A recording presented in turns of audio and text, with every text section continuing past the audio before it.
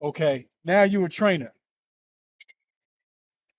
Um, what was your goal? Was it to be a high school coach, college coach, or just go into AAU? And what did you start from that point?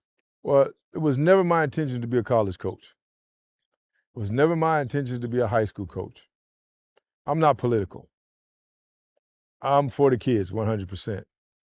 Didn't matter to me where the kids come from. I feel like I could help more kids as long as I was a freelancer. Um, and then something happened. In 1994, my wife told me, she said, I believe you love these kids more than you love your family. And I told her, I said, no, no way. And I thought about it after a while, and I said, you know what? Maybe she's right. I said, so I'm going to stop. So I stopped training kids. I stopped doing Kids Plus for 3 years.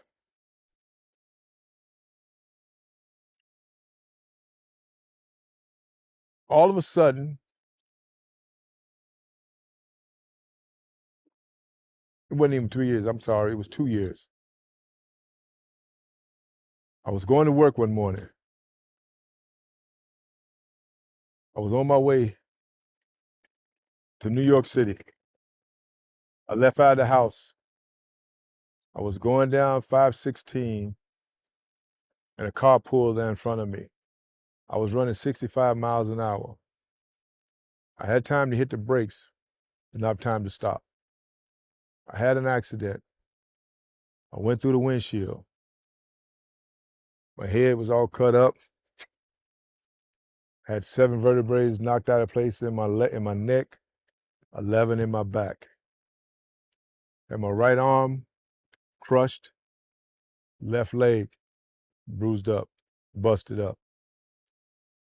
And I'm lying there. I had 5th and 6th rib in my chest busted. And it was painful.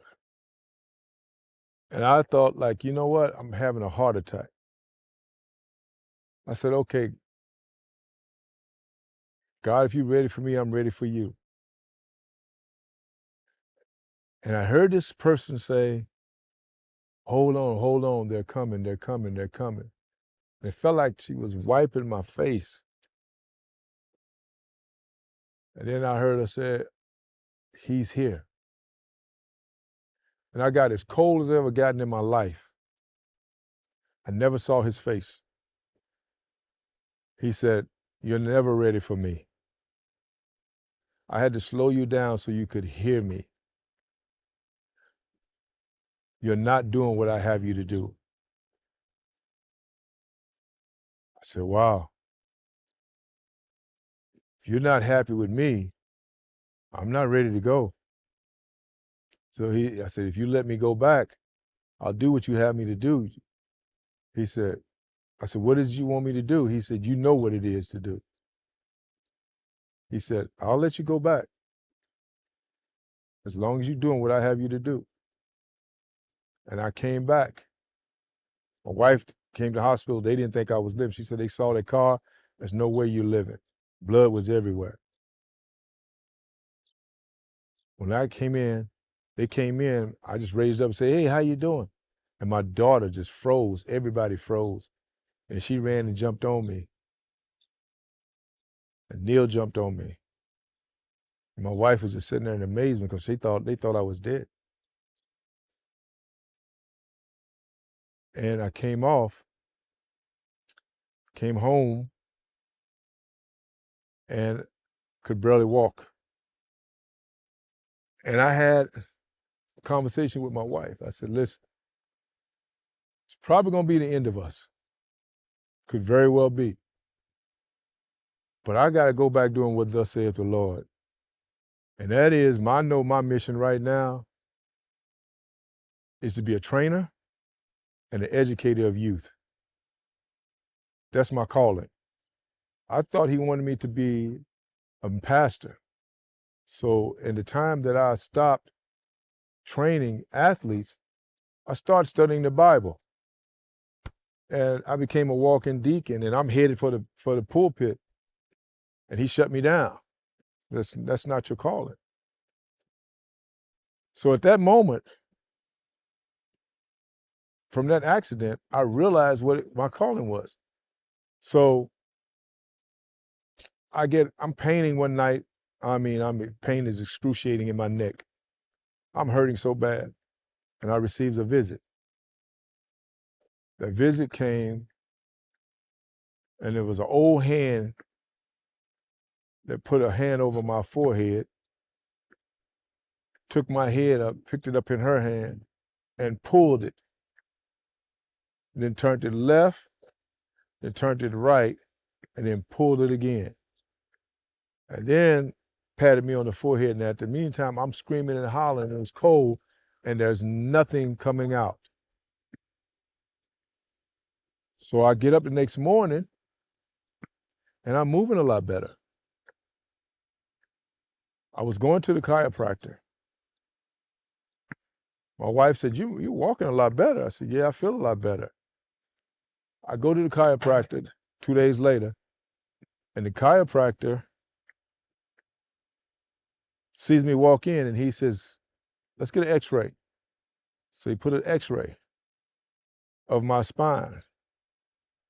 And he brought me in, and he said, this is your spine 2 weeks ago. It was in an S shape. He said, this is your spine now. It's straight. He said, now, I'm not going to ask you, where'd you go to get this done? Because there is nobody out there that can do this. But you know what happened. And I said, I sure do. And that's all he said to me. So when we go to court, the judge is asking, well, as where the attorneys are suing, and the insurance companies are suing, they asked the attorney, he said, how is it that he's able to sit in his chair and walk if he was so bad? He said, I can't explain that. I can just show you what happened, where he was. Technically, he shouldn't be able to do this. He shouldn't be able to sit in his chair. He shouldn't be able to walk the way he's walking. It's beyond science. And that's when I knew for certain what my calling was. God had prepared me to come back to work. And I've been doing it ever since. Religiously, I don't care how I feel. I don't care what anybody else says. I come out here, if ain't but one to show up, I'm working with that one. If it's 15, I'm working with that 15. If there's 30, I'm working with that 30. And it hasn't been me by myself. He's put people along the way with me to help me. So, and it was never me doing this. It's always been God. I'm just a vessel that he uses. And I see some miraculous things happen behind it. And I know it's him, and I give him the glory for it and the praise. I'm not that smart. I'm not that diligent. I'm not super by any means. I just believe in what I believe in, and I'm a gorilla about it. You're not going to change my mind. Nobody's going to ever change my mind.